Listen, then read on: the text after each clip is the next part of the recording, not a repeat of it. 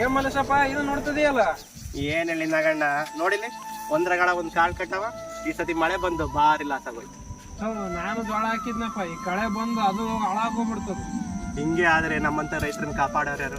ನಮಗ್ ಕಣ್ಣೀರ್ ಒರ್ಸೋರು ಯಾರು? ನಮಗ್ ಮುಂದೆ ಮಾಡಿ ನಡೆಸೋರು ಯಾರು? ಏನಣ್ಣ ಈ ಸಲ ಜೋಳದ ಬೆಳೆ ಯಾರ್ದು ಬಂದೇ ಇಲ್ಲ, ಶೀತ್ ಬಿದ್ದು ಎಲ್ಲ ಹೋಗ್ಬಿಟ್ಟೈತೆ. ಹೌದಣ್ಣ, ಸದ್ಯ ನನ್ನ ಉಳ್ಕೊಂಡು. ಯಾಕೆ ಅಂದ್ರೆ ನಾನಲ್ಲಿ ಸಲಹೆ ಪಡ್ತಿದ್ದೆ.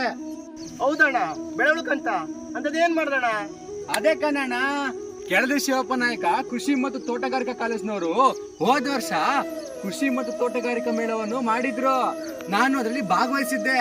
ಅಲ್ಲೇ ನಾನು ಜೋಳ ಹೇಗ್ ಉಳಿಸ್ಕೊಬೇಕನ್ನೋ ಪದ್ಧತಿ ಬಗ್ಗೆ ಸಲಹೆ ಪಡ್ಕೊಂಡೆ. ಹೌದಾ? ಕೃಷಿ ಮತ್ತು ತೋಟಗಾರಿಕೆ ಮೇಳ ಅಂದ್ರೆ ಏನಣ್ಣ? ಶಿವಮೊಗ್ಗದ ಕೃಷಿ ಕಾಲೇಜಿನಲ್ಲಿ ಒಂದು ಉದ್ದೇಶನ ಇಟ್ಕೊಂಡು ರೈತರಿಗೆ ಉತ್ತೇಜನ ಮಾಡ್ಬೇಕಂತ ಕೃಷಿ ಮತ್ತು ತೋಟಗಾರಿಕಾ ಮೇಳವನ್ನು ಮಾಡ್ತಾರೆ. ಹಾಗಾದ್ರೆ ಅಣ್ಣ ಈ ವರ್ಷ ಮೇಳ ಮುಗಿತಾ? ಇಲ್ಲಪ್ಪ, ಇನ್ನು ಮುಗ್ದಿಲ್ಲ. ಸಹಕಾರ ಕೃಷಿಯಿಂದ ಸುಸ್ಥಿರ ಕೃಷಿ ಎಂಬ ಉದ್ದೇಶನ ಇಟ್ಕೊಂಡು ನವೆಂಬರ್ 7ರಿಂದ 10ರವರೆಗೆ ನಮ್ಮ ಕೃಷಿ ಕಾಲೇಜಿನ ವೇಳೆಯಲ್ಲಿ ಕೃಷಿ ಮತ್ತು ತೋಟಗಾರಿಕಾ ಮೇಳವನ್ನು ಮಾಡ್ತಿದ್ದಾರೆ. ಅಣ್ಣ, ನಾನನ್ನ ಕಸ ತಗಂದೇನೆ, ಅದ್ರ ಬಗ್ಗೆ ಮಾಹಿತಿ ಸಿಗ್ಬೋದಾ? ಅಣ್ಣ, ನಾನು ಅಡಿಕೆ ಸುಲಿಯೋ ಮಷಿನ್ ತಗೋಬೇಕು ಅಂತ ಇದೀನಿ. ಅದ್ರ ಬಗ್ಗೆ ಏನಾರ ಮಾಹಿತಿ ಸಿಗ್ತದಾ?